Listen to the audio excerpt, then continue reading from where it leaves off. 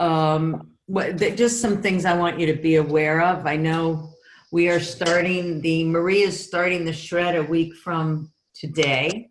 But we can talk about that later. But let's talk about goal setting. I think you'll find this fascinating, at least I did.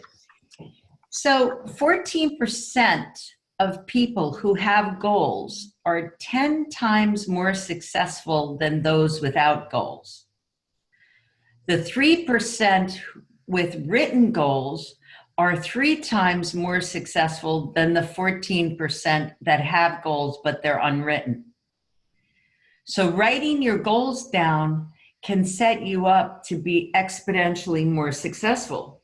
The Harvard Business School says 85% of the entire MBA class had set no goals at all, 84%.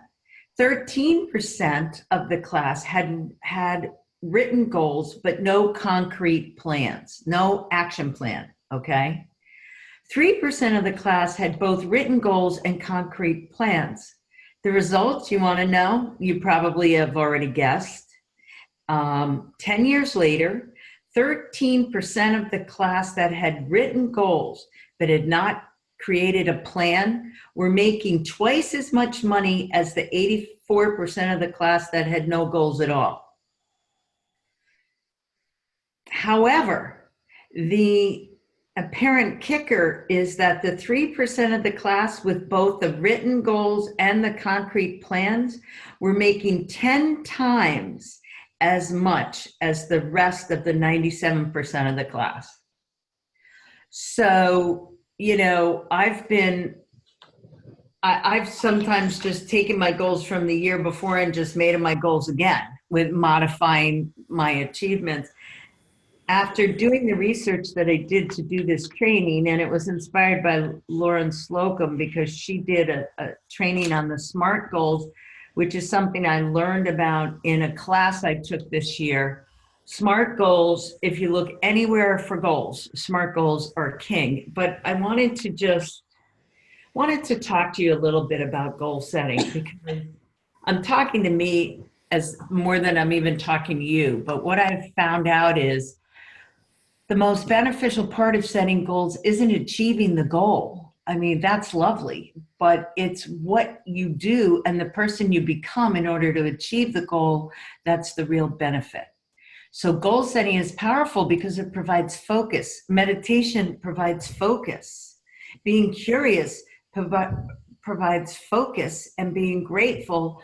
Being curious and grateful is where I live, because if I'm living in curiosity and gratefulness, I don't have time to be sad, disappointed, angry, frustrated, or malcontented. I just don't have time for that. So it gives us the ability to hone in on exact actions we need to perform and achieve everything we desire in life.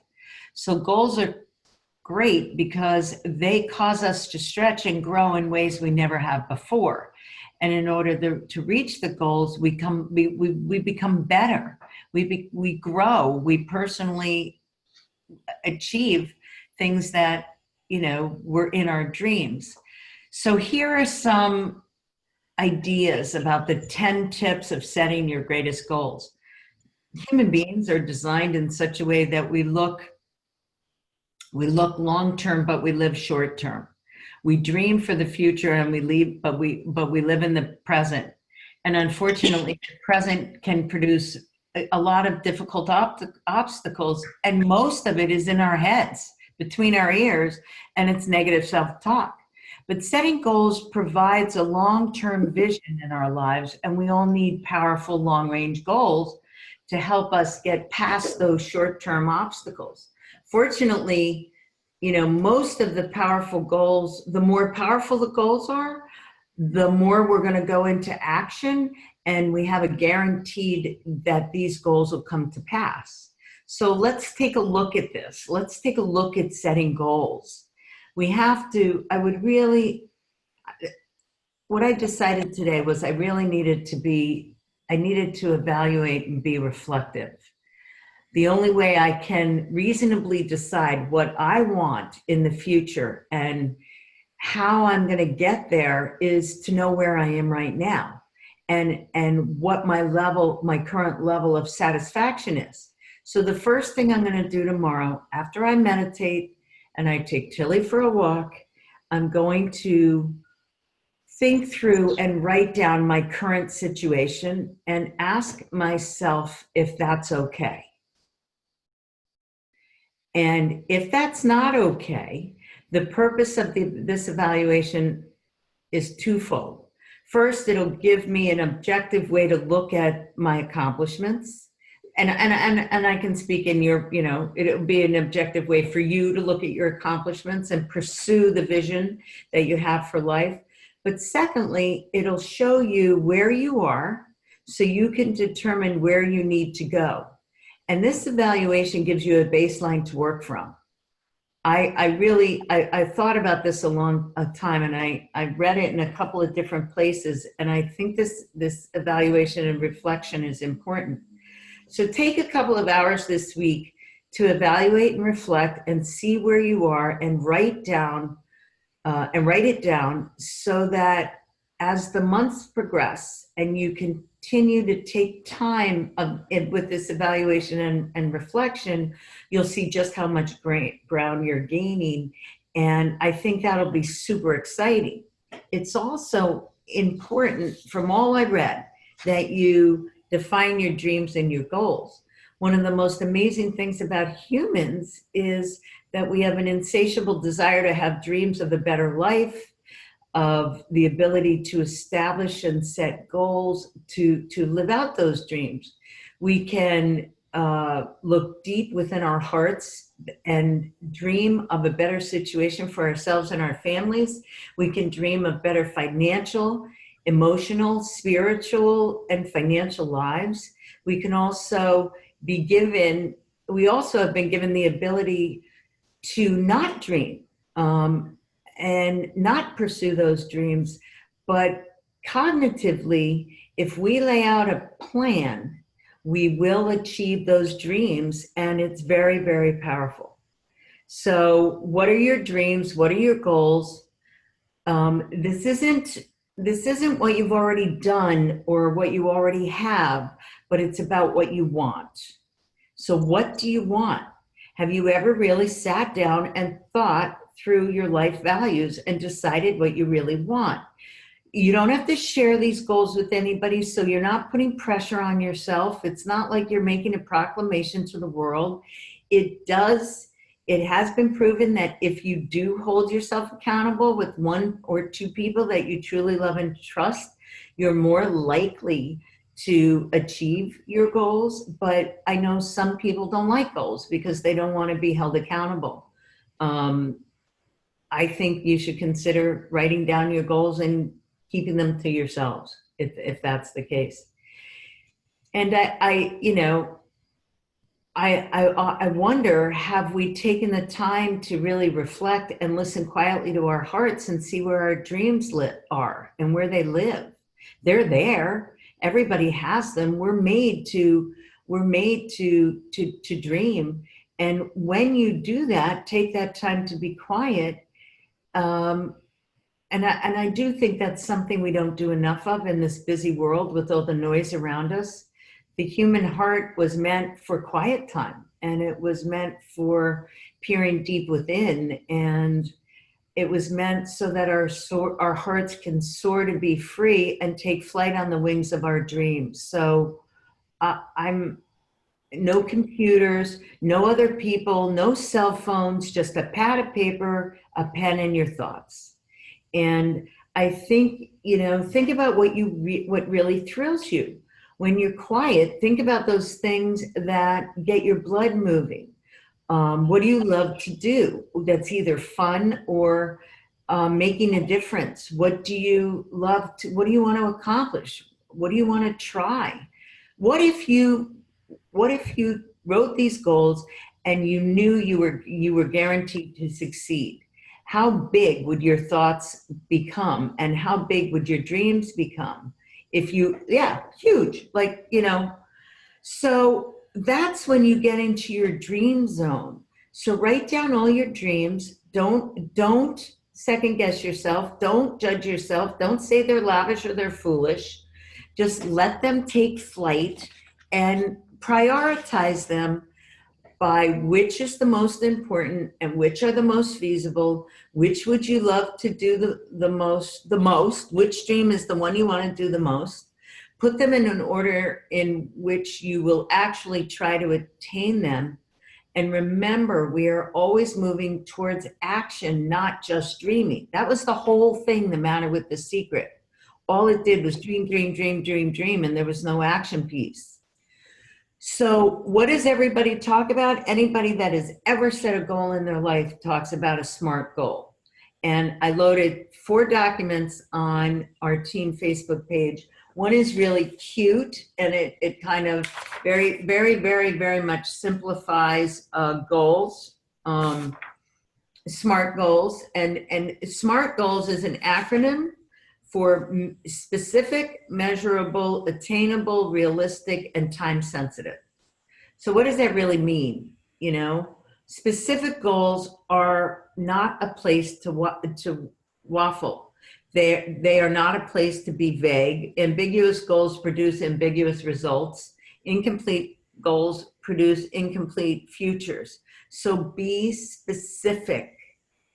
And that workbook page, I put a workbook page in there, and I'm really, after I get quiet and I get reflective and really thoughtful, I'm going to fill out the pages for the workbook. So what is it exactly you want to be specific? What exactly will you accomplish? Measurable. Always set goals that are measurable. I would say specifically measurable to take into account the principle of being specific. So the measurable worksheet question says, how will you know when you've reached that goal? How will you know? I know that sometimes I haven't reached my goals because I was not checking in with the measurable piece enough. I wasn't checking in on it on a monthly basis. I think it's really important you check in on yourself. Attainable. One of the determinal things that many people do with good intentions is set goals that are so high they can never attain. They're unattainable. So there's a yin and a yang. You want it to be, you want you to stretch, but you want to really be able to reach those goals. So be kind, be a little bit kind to yourself. Don't get complacent, but don't, you know, if you're a VF and you have four teammates, don't say, you know, I would hesitate. I would caution you to say that by the end of the year, you're going to be a national marketing director at 100 Club with 500 teammates. I don't think that's going to help you. Realistic, the root word of realistic is real. So the goal is to be something, or it has to do with something that we can reasonably make real or realistic in our lives. There are some goals that are simply not realistic. You have to be able to say, even if it's a tremendous stretch goal, that yes, go ahead and stretch, but it has to be entirely realistic and that you could do it. You may even have to say that it will take you X, Y, and Z to do it, but when those things happen, then it'll be done. I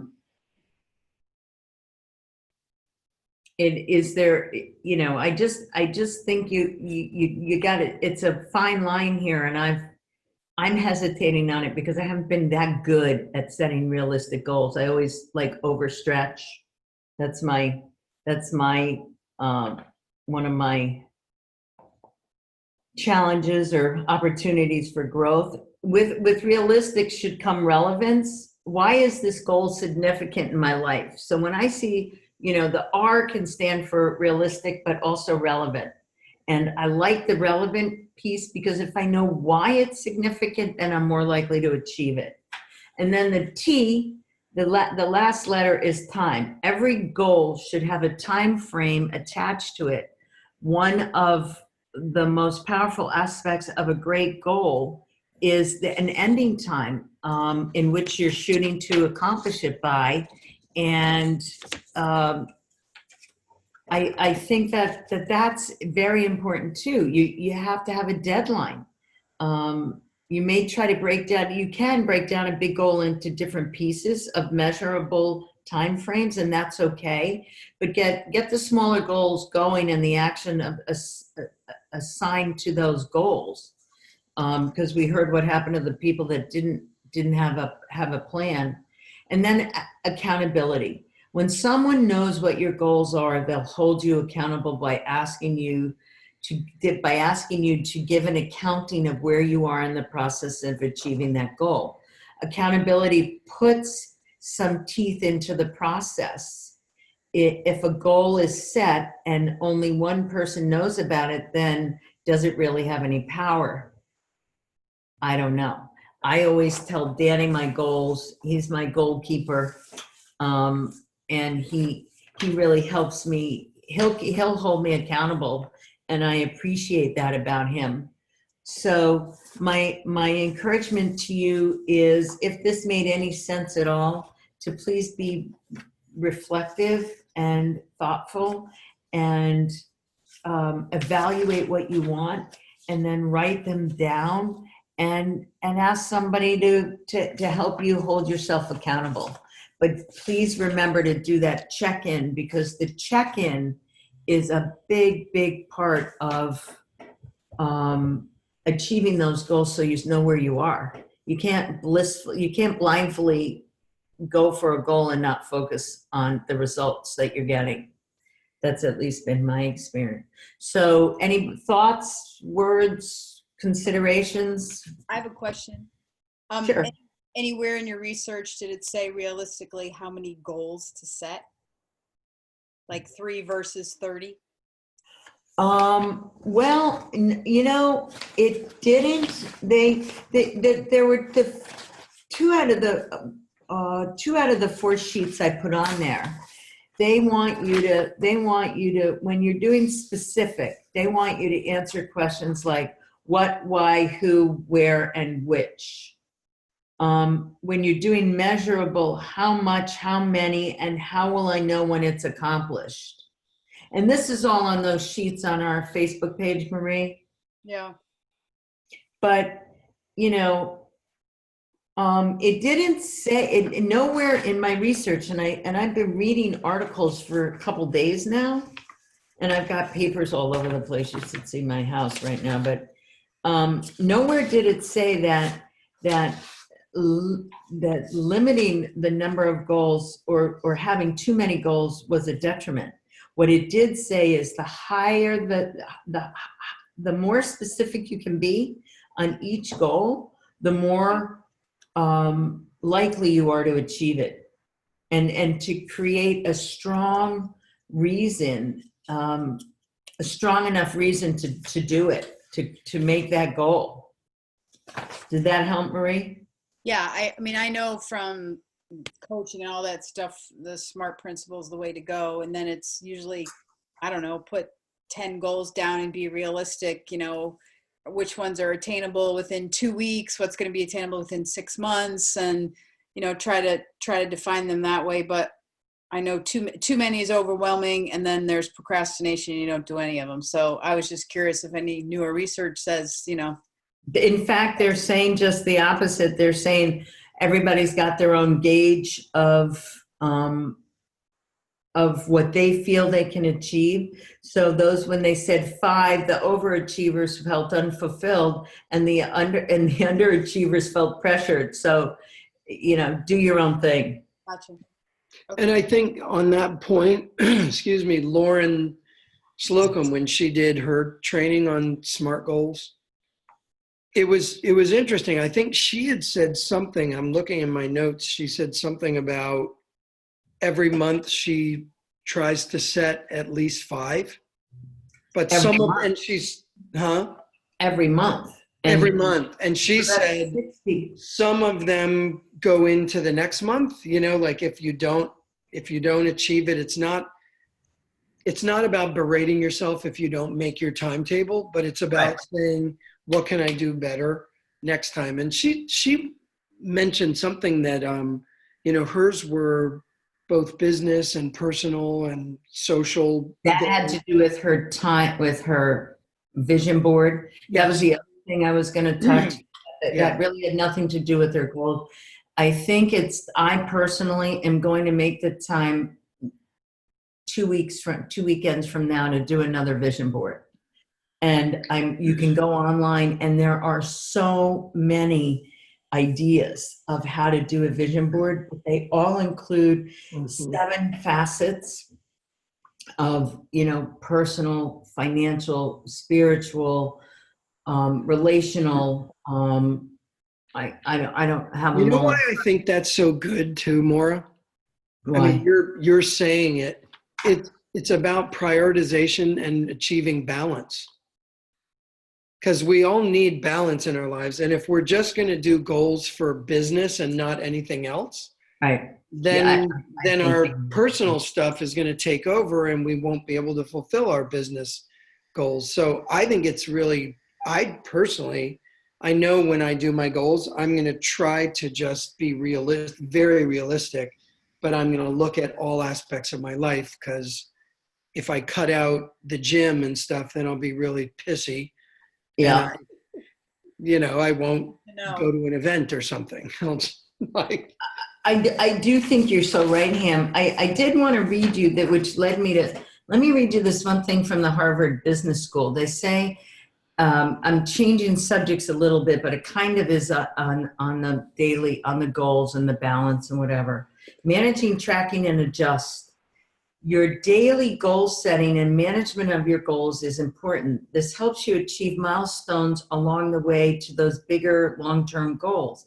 Daily goals are great also because it allows you to track your results along the way. For example, if you set the goal to get out of debt to the tune of $24,000 within a 12-month period, you can come up with a monthly, weekly, and daily goal to achieve just that.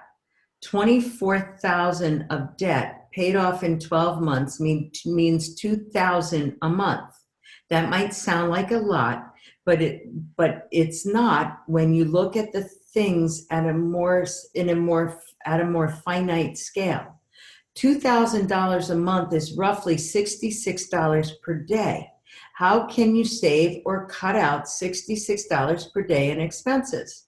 How can you also earn some side income to make that number more realistic? Again, if you're committed enough, you'll find a way, but $66 sure sounds a lot more conceivable than $24,000 of debt, doesn't it? Boy, I wish I could meet a prospect who had that problem, because I would be able to get them on board as a business partner in a nanosecond. You're not kidding. You could break it down into 2 trios. Sue. What do you? 2 trios. Yeah, 2 trios. There you go. Every day. Every day. You need 2 trios every day. If you're a VF, 2 trios is $62. If you're a sales coordinator, 2 trio is $62 per trio. If you're a sales coordinator, it's $76 per trio. So just sell the shit out of Juice Plus and you'll get out of debt. But there are a couple of other things I wanted to talk to you about. I'm very, very, very, very serious about simplifying. So I am completely rewriting our welcome letter, and I'm taking all of the documents out of it, because basically what I did with a couple of new reps that have just taken off is I made them that really come up with their product and business stories and listen to a lot of lectures or watch videos until they got their confidence up. I had them fill out their memory jogger, and I had them stay close to me so that we talked every day or every other day, and they just flew, because confidence comes in doing. I don't want, I think these websites are lovely, but they're getting they're very encumbered with so much information that people are afraid to talk. They're afraid they're not going to say the right words. They're afraid they're not, and actually, I loved the pajama regional, but there were a couple of those trainers that were really hung up on words. And I think the truth of the matter is, we're adults. We're relational. We know how to talk to people. We know how to compliment people. We know how to make a stranger feel good. We know how to ask questions. Just speak from your heart and make it about them. That's it. All this stuff. I mean, it's great. We have GoPro. If I would you. I'm not really sure if this is a fit, but would you be open to those kind of things? Yeah, those are great. We all have those. We can all share those. But all this other finite verbiage where we're worried about our posturing and positioning is just too cumbersome. And it's weighing down. I was talking to little Heather Sousa about it, and she and I talked about it, and I said, don't do the starter guide. Don't do it. Don't, you want to watch some videos to get an education and find out which ones you like the most, but don't get bogged down in the minutia. So I'm creating a memory jogger off of the Freedom Revolution memory jogger, and I'm just going to have the green light, red light, yellow light page, because that's a good idea, and then 7 pages of the memory jogger behind it. That's what I'll put in the welcome letter. And I will talk about the liftoff. The liftoff is just, and I'll change the liftoff. I'm going to simplify the liftoff. But I really think that this is, I'd love some feedback. What do you guys think? I think you are right on, Maura. Simplify. It goes way back to the way beginning. Keep basic, keep it simple, stupid. We keep doing this train ride up and down. And it just, and that pendulum swings. That's just, I agree. Drop 3. Better. 1, 2, 3. And that's what everybody's talking about right now. This is the Cortese or NMDs are talking 1, 2, 3, and anything over 3, maybe 1 more is all anybody can handle. Anything more than 3 or 4 is too much. So, and when I thought back about what I did, and I made it to VF in my first month, I qualified my business my second month, and I was a sales coordinator by the end of my 4th month. All I did was tell my product story and my business story. I listened to lectures. We had CDs at that point, cassettes. We had cassettes. And we had to fax the orders in. And I had a memory jogger, and I just stayed so close to Cynthia Goffers, it wasn't even funny. And Cheryl Cortese. So, we need to get back to inviting also. So like this week, I'm putting myself in, I had 1 new rep last month, but I'm putting myself in, my intention is to really work this month at getting like 4 or 5 reps. I want 4 or 5 reps. I really want, 20 or 30 new reps this year, maybe even more, so that, I can realize my other goals too. And the only way we're going to grow our business is to get teammates, because they know people we don't, period. So, Sue. So what are you going to invite them to? So I'm a little bit, I have been totally focused on inviting to the Shred and Lisa Pepple this week, but what, I find that we've gotten away from friends and family a little bit. So when you say you're keep inviting, what are we inviting to? And get out of my head, Sue. That was my next topic. I like being in your head, Maura. My next topic is, if, we really need to create our own events, and they don't have to be anything big. But my goodness, there are 11 of us on here, and this isn't even half of the active people. I don't know where everybody is tonight, but that's okay. If two of us or three of us would get together and do one healthy solution call a week, and everybody invite to it, or every other week on the second or fourth Tuesday of the month, we could really have something to build for.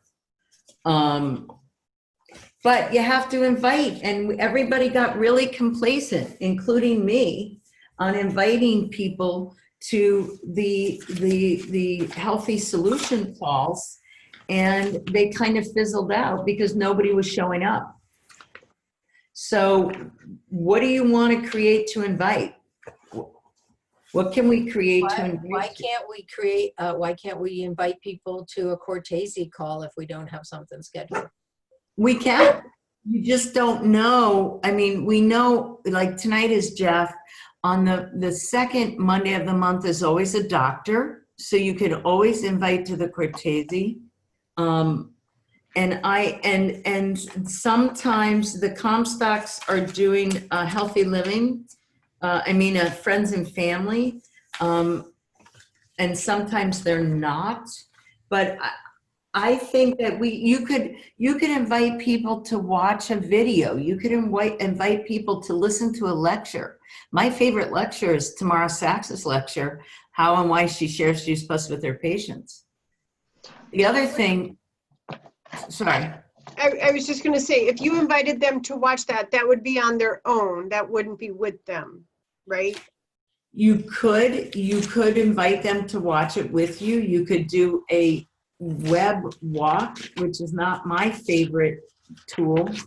But I think it's time for us to start to be creative. I think we need to do Facebook Live. As much as I don't want to do it, I think that's where people are tuning in to Facebook, and all of a sudden it pops up and people tune in, whether or not they're interested or not. They certainly are. And what do you do on a Facebook Live thing? I mean, I feel kind of Why stupid. don't we can do a wellness presentation? You can do anything, just not, what's that, Murray? I said, Ham, you talk. Yeah. Well, and it doesn't always have to, I did a course with Ray Higdon on Facebook Lives, and I had to do all these Facebook Lives, and it was killing me because I had to do things on stuff that I'm afraid of. I had to do a Facebook Live on something that I love. I had to do a Facebook Live on something that I dislike immensely, and that's not an easy thing to do. And the point of it was, it doesn't matter what you're talking about. It matters that you're getting up there and showing up. So it doesn't always have to be about Juice Plus. Heck, it could be about, digestion. It could be about a fabulous recipe that you just shared. It could be about a fun place you went to. I think we've got to start being creative and really. Does Facebook Live have to be a consistent thing to build a base? It could be an event. It could be just like a wine and wellness in your Okay. house. We could create a Like your Facebook Live Tower event. Garden thing Yeah, that you did. yeah. It does. They are saying, okay, you don't have to do every day, but do Monday, Wednesday, Friday every week, or do Tuesday, Thursday, Saturday every week, or do But not Tuesday, if it's Thursday. an event. If we just create an event, twice a month. The only Facebook Lives I've ever seen are the one, well, I've seen a couple and they don't make any sense to me because nothing happens unless you continue to refresh. I don't get them. No, the Facebook Live is not it's not conversational. Facebook Live is you talking and putting information out there, and people sending up little hearts saying hi. But aren't people? Oh, Facebook Lives, yeah, but you were talking about a Facebook event. A Facebook event is when you put up slides and No. That's not what you're talking about, right? No, Well, I that is am. not. Yeah, Annette does them on her tower and stuff. Annette Yeah. was doing them if you watched any of hers. Well, Sue O'Shea, you do it all the time with your shakes. Yeah. Yeah. Yeah, So, that's a Facebook Live. That's not an event. No, But you- exactly. But Facebook Live, that was one of the things I was thinking about actually with the shreds is, I don't know, I would like to look at doing this a little differently too this time where, right now there's 11 of us on here. If everybody took one day and got on there and said spread day number 2 and this is what you're doing, and instead of feeling like you have to do the whole thing, like day 1 is me, day 2 is Sue, Ham says something on day 3, like instead of having, information posted, but having it live, I'm going to try to do it this time. But I mean, I'd like somebody else to say, I'm up for it, Marie, but I was talking about an event, a Facebook Live event. They're, yeah, they are different. Yep. They are not getting, they are live, Facebook Live events are not getting the audience they used to. Facebook Lives are getting huge audiences. And if you don't agree with me, Leslie, do you agree with that statement? I do. I hosted like a book party event. And like Susie was mentioning, it is kind of confusing. You do have to refresh. It's just not as user-friendly as doing a Facebook Live. And I was actually just on my phone checking to see whether or not you can do a Facebook Live within our Discover Our One Simple Change, as opposed to posting to Facebook World and all of your friends.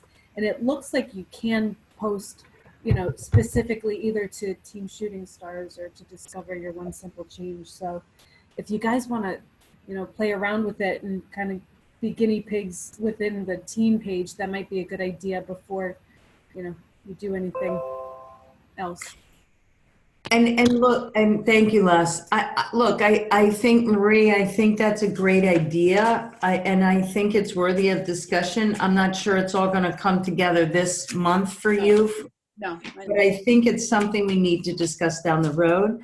But I also think that, heck, aren't there 6 of us, 3-1 Tuesday night, the second Tuesday of the month, and 3 the fourth Tuesday of the month, that can do the Healthy Solutions call and all know that we're going to be doing it and just invite people to it. That is a very easy script to me. It's easy peasy lemon squeezy. Is it effective? Will you invite to it? Do you see value in it? I think it's all about the inviting. It's not that these events are hard to do or we can't do them or we don't like to do them. It's getting people on. I mean, just even inviting like crazy for 2 events that, I've had within the last week. Getting people to go to things, and no matter how fabulous they are. I mean, Lisa Pebble's coming, for God's sake. And you can't even convince them that how educational and fantastic it's going to be to get them there. I mean, I have some people coming, but I would like 5 times that number of people coming. Exactly. And I think that's just what happens to me with some of these calls and things. The friends and family call, I love doing that call. I have no problem doing it, but getting people. I love it too. I think that's one of my we've talked favorites. we've talked about this a lot. I mean, I had a candle party, 12 people showed up. I went to a Pampered Chef and there were 25 people. I went to a LuLaRoe and people they want a touchy feel, they want to shop, they need something to get out for. And wellness isn't like, unless you're us and a few, Yeah.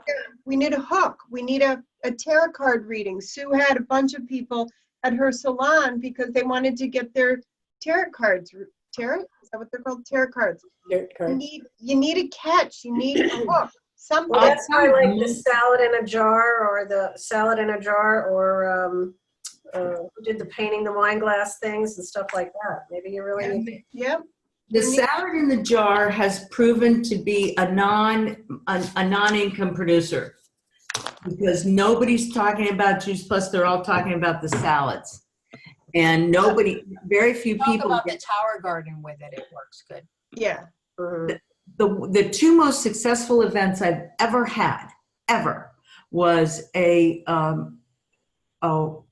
women downstairs. It was fruits, facts, and Facials. facials.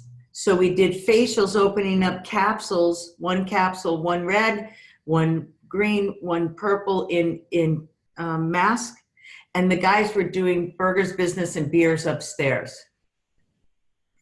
And I think if you can if we can create fun stuff like that once a month, even if just, if you create it and we zoom in, so what if we zoom in? We all know what we're doing with Zoom. You can just kind of do it like this. But, the healthy solutions calls are super easy, and having one fun event, a team event a month that we can invite people to, I don't know. I mean, right now I'm in Florida. I'm coming home to Connecticut on Wednesday, back to Florida on Sunday, and I am going to join a bunch of groups. Any networking group I can get my hand on, a bunch of gyms, different yoga studios. I'm just getting out there. I'm going to different massage therapists. I'm having facials. I'm gonna look like $1 million. But I'm going to get out there to grow my business. So it's intentional. I don't really care if I get more customers. Between Danny and I think we've got like 60 customers, enough already. And I'm doing customer appreciation calls into them to see if and asking for referrals. I posted Cynthia Gomper's call from Friday. It was phenomenal. It was phenomenal. So I just posted it on Voxer. I'd love you guys to listen to it, but I'm really open. I'm really excited about 2019. I'm going to set goals. I've got my new planner, my daily planner, and I'm going to try some stuff I haven't tried before. So writing goals is a big one for me. Not just transferring the information from one page to another, really thinking about it. But I'm open, and I'd love to hear your ideas and what you want to do, because if it makes sense to you, it'll make sense to all of us. It's about building a community that we need to do. And that gets really cumbersome for me in my heart and my head. What do you mean? Why? Because that's what you're trying to do. I know that's exactly what I'm trying to do, but that's kind of big for me. I'm down here. But I don't see. I don't want. Salad in a jar turns me off like a ton of bricks. I don't think we need to dangle something extra in front of people to get them to come to what it is that we're talking about. If we do, then we don't got nothing to talk about. So somehow we need to make it more interesting for people. I don't think like jumping through hoops with burger, beer, and brew or whatever the it is. That was an amazing night. That was Danny did it, and he got like 10 reps that night. Well, maybe that's just a catchy way of getting people to come and listen to you talking about nutrition, because ultimately what we're going to be talking about is fruits and vegetables. Exactly. Maybe. But isn't that what we were all just saying? How can we get catchy? How can we, if I know, I'm just blabbing out loud, but how can we get catchy without making it so cumbersome? And so it was actually very easy. Give away a painted wine glass. Yeah, no, but so you get creative with Jason and Danny. I know this group that I'm involved with Danny, by the way. I know. It for the Brave Leaders is 8 guys. So Jason, we're going to have something to talk about. I'm starting that this week. It starts Wednesday night. It'll be interesting because it's something that I've desperately needed. You What can if we read do about this something all that's early, like, so that's good for you. That's a good point. Look at you and Jason are surrounded by all the girly things. Yeah, but Well- it's funny to me What also. do you mean, gorgeous women? No, it's not that. It's just giving another perspective, which will be interesting. I wish it was a mixed group as opposed to just all guys, but because that would be more realistic. But Well, I would, Yeah, but you know what? You guys were complaining about it, Ham. what? What if You you do guys a were product, a complaining certain, that you're constantly surrounded by women, so they did the brave leaders with just guys. The Oh, I group. know. No, I know. The pendulum swings way to the other side now. So it would be great if it was right here, but Yeah, I know. they're not thinking clearly like I We do. ought to get on the Cortese call, but seriously, I think we ought to continue this discussion. yeah, yeah. And let's brainstorm. Let's put it on Voxer, our team Okay. Voxer, and let's just. Yeah, because I'm all in for friends and family. I think that's a great call, and it's a So great. you want it, Donna wants it, I want it. I think Sue O'Shea, Susie wants it. Let's pick 2 Tuesdays or Wednesdays a month and set them up. And roll them out so we can, when we're prospecting, that could be part of our prospect care is to invite them to one of these calls. Yeah? You know, So we- let's pick a time when there isn't so much inviting going on already. Like when you've got a local event, like right now I've just spent little amount of time of inviting. I'd hate to have to sit and try to invite for Tuesday night now or Wednesday night. Well, when do you want to start? When do you want the first? I have no idea. I still am struggling with inviting the same people. So like I said, I love the calls, but unless you're getting different people on, we're really just talking to each other. So maybe what we do is we say, because we have Lisa is coming on the 9th. We have our first friends and family, and I don't want to call it, we're calling it Healthy Solutions. We have our first Healthy Solutions on the 23rd of January. And then we're not gonna meet again until like the 13th of February. And then you know what I mean? We can space it out. We'll have nothing. There are regionals in February in Massachusetts, but that's it. I don't know what I'm hearing, but anyway, we can talk about this on Voxer, okay? Yep. Okay. Thank Bye, you. everybody. Bye. I'm happy to Thank help you. with shred and Thank you. whatever, so Okay, great. I'm gonna take you up on it, and you're welcome. Thanks, guys. good night, everybody. Here, stop this recording. Enough already.